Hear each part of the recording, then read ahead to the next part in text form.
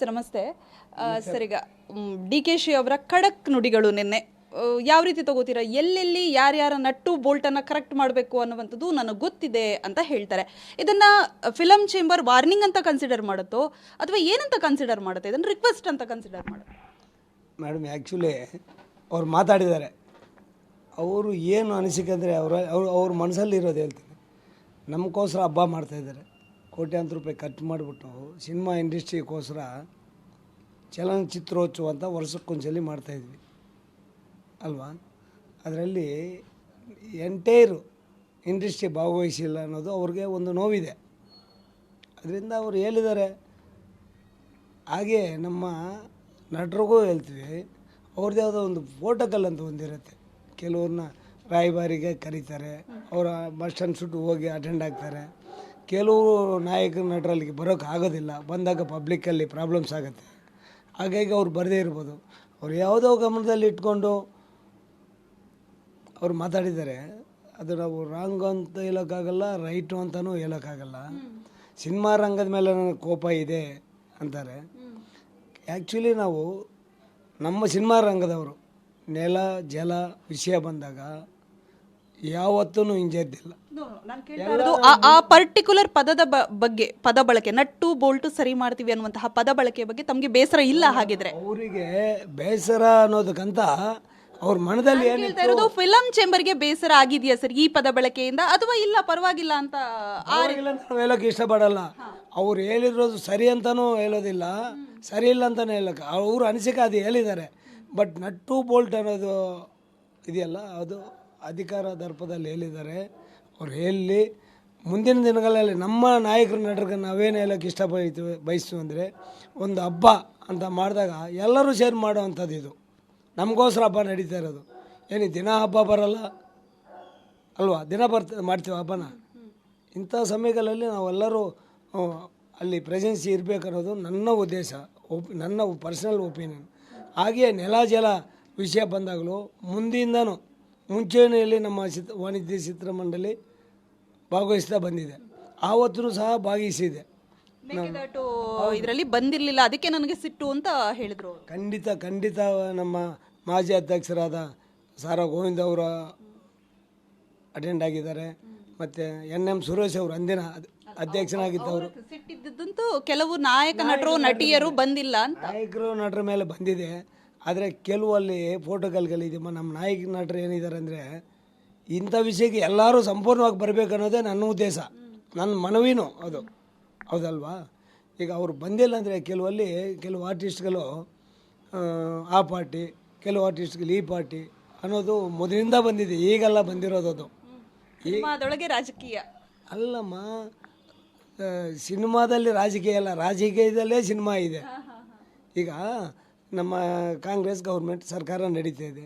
ಈಗ ಅವ್ರಿಗೆ ಸಂಬಂಧಪಟ್ಟವ್ರನ್ನೇ ಅಕಾಡೆಮಿ ಅಧ್ಯಕ್ಷ ಆಗ್ಬೋದು, MLCಗಳು ಆಗ್ಬೋದು, ಎಲ್ಲರೂ ಮಾಡ್ಕೊಂಡು ಬಂದಿದ್ದಾರೆ. ಅದೇ ರೀತಿ BJP ಗೌರ್ಮೆಂಟ್ ಇದ್ದಾಗ ಅವರು ಮಾಡೋದೇನೆ.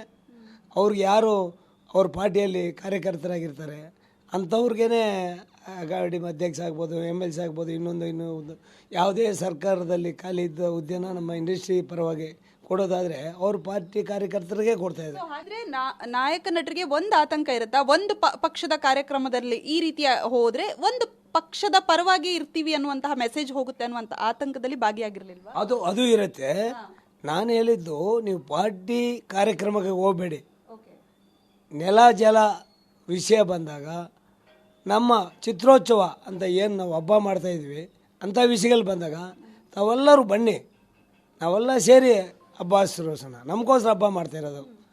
ಅವರು 9 ಕೋಟಿ 10 ಕೋಟಿ ಖರ್ಚು ಮಾಡಿ ಮಾಡ್ತಾಯಿದ್ದಾರೆ ಅಂದಾಗ ಎಲ್ಲರೂ ಯಾಕೆ ಬಂದಿರಲಿಲ್ಲ ನಿನ್ನೆ? ಅನೇಕರಲ್ಲ, ಬಹುತೇಕ ಬಂದೇ ಇರಲಿಲ್ಲ ಅಂದರೆ ಅದೇ ಇರ್ತದೆ. ಅವ್ರಿಗೆ ಒಂದು ಫೋಟೋಕಾಲ್ ಇರುತ್ತೆ, ನಮ್ಮ ಆಹ್ವಾನ ಪತ್ರಿಕೆ ಇರಲ್ಲ, ನಮಗೆ ಸ್ಟೇಜ್ ಮೇಲೆ ಹೋಗೋ ಅವಕಾಶ ಇರಲ್ಲ ಅಂತ ಕೆಲವರು. ಇದು ಈಗಲ್ಲಮ್ಮ, ಇದೇ ಪ್ರಥಮ ಅಲ್ಲ, ಮೊದಲಿಂದ ನಡ್ಕೊಂಡು ಬರ್ತಾ ಇರೋದು. ಯಾರಿಗೂ ಅಲ್ಲಿ ರಾಯಭಾರಿ ಅಂತ ಮಾಡಿರ್ತಾರೆ, ಅಂಥವ್ರು ಪ್ರೆಸೆನ್ಸಿ ಇರುತ್ತೆ. ಇನ್ನು ಕೆಲವ್ರಿಗೆ ವಿಶೇಷ ಆಹ್ವಾನ ಹೋಗಿರುತ್ತೆ, ಅಂಥವ್ರು ಇರ್ತಾರೆ ಅಲ್ವಾ? ಎಲ್ಲರೂ ಬರೋಕ್ಕೂ ಆಗೋದು ಇಲ್ಲ. ಕೆಲವು ಇದರಲ್ಲಿ ಅವರು ಪಬ್ಲಿಕ್ಕಾಗಿ ಬಂದಾಗ ಗೊಂದಲಗಳಾಗುತ್ತೆ. ಆರ್ಟಿಸ್ಟ್ ಅಂದ ತಕ್ಷಣ ನಮ್ಮ ಥರ ಓಡಾಡೋಕ್ಕಾಗಲ್ವಲ್ಲ. ಆಸ್ ಎ ಫಿಲಂ ಚೇಂಬರ್ನ ಅಧ್ಯಕ್ಷರಾಗಿ ಈ ರೀತಿ ಆದಾಗ ಅಂದರೆ ಸಿನಿಮಾ ನಟರು ಬರದೇ ಇದ್ದಾಗ, ನಟ ನಟಿಯರು ಬರದೇ ಇದ್ದಾಗ ತಮಗೆ ವೈಯಕ್ತಿಕವಾಗಿ ಬೇಸರ ಆಗುತ್ತಾ ಇದರಿಂದ, ಅಥವಾ ಅವ್ರನ್ನ ಕರೆದಿರ್ತೀರಾ ನೀವು?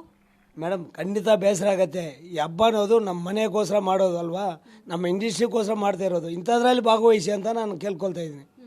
ನಿಮಗೆ ಎಲ್ಲೋ ಔಟ್ ಆಫ್ ಕಂಟ್ರಿಯಲ್ಲಿ ಇದ್ದವರು ಬಿಡಿ,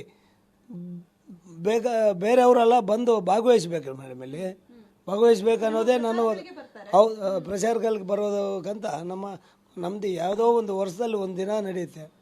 ಅಂಥದ್ರಲ್ಲಿ ಬರದೇ ಇರೋದು ಸರಿಯಲ್ಲ. ಅವ್ರಿಗೆ 2 ವಿಷಯದಲ್ಲೇ ಬೇಸರ ಆಗಿರೋದು.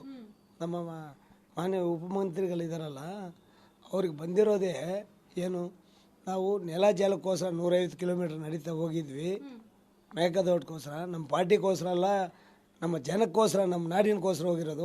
ಅದಕ್ಕೆ ಯಾಕೆ ಇವರು ನಾವು ಮನ್ಸು ಮಾಡಿದ್ರೆ ಏನು ಬೇಕಾದರೂ ಮಾಡ್ಬೋದು, ಚಿತ್ರೀಕರಣಕ್ಕೆ ಅನುಮತಿ ಕೂಡ ಕೊಡದೇ ಇರ್ಬೋದು ಅನ್ನುವಂತಹ ಒಂದು ಎಚ್ಚರಿಕೆಯನ್ನು ರವಾನೆ ಮಾಡಿದ್ದಾರೆ ಡಿ ಕೆ ಶಿವಕುಮಾರ್ ಅವರು. ಈ ಹೇಳಿಕೆ ಬಗ್ಗೆ ಮೇಡಮ್ ಅವ್ರು ಹೇಳಿದ್ದಾರೆ, ಅವರೇ ಆದ ಒಂದು ಕಟ್ಟುನಿಟ್ಟಿನ ಇವು ಇದ್ದಾವೆ ಇಲಾಖೆಗಳು, ಅವ್ರ ಕಡೆಯಿಂದ ನಮ್ಗೆ ಒಪಿನಿಯನ್ ಇದು ಅನುಮತಿ ತಗೊಳ್ಳೋದೆಲ್ಲ ನಾವು ಮಾಡ್ತಾ ಇರ್ತೀವಿ. ಅವೆಲ್ಲ ಇರ್ಬೇಕಾದ್ರೆ ಅವ್ರು ಹೇಳಿದ್ದಾರೆ ಅಲ್ಲಿ ಸ್ಟೇಜಲ್ಲಿ ಇದ್ಕೊಂಡು ನಾವು ನಿಲ್ಸೋಕೆ ನಮ್ಗೆ ಗೊತ್ತಿದೆ ಅಂತೇಳಿ ಏನೋ ಒಂದು ತಕ್ಷಣ ಆಗಿರೋವಂಥ ಮಾತುಗಳವು.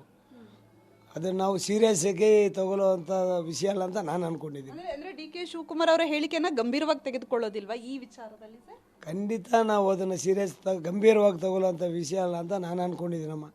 ಯಾಕಂದರೆ ಅವ್ರದ್ದೇ ಆದ ಡಿಪಾರ್ಟ್ಮೆಂಟ್ಗಳಿದೆ, ಅವರೇ ಪರ್ಮಿಷನ್ ತೊಗೊಂಡಿರ್ತೀವಿ, ಮಾಡ್ತಾ ಇರ್ತೀವಿ. ಅವ್ರು ಏಕಾಏಕಿ ಬಂದು ನಿಲ್ಲಿಸಿ ಅಂತ ಹೇಳೋಗೆ ಯಾರಿಗೂ ಸಾಧ್ಯವಿಲ್ಲ.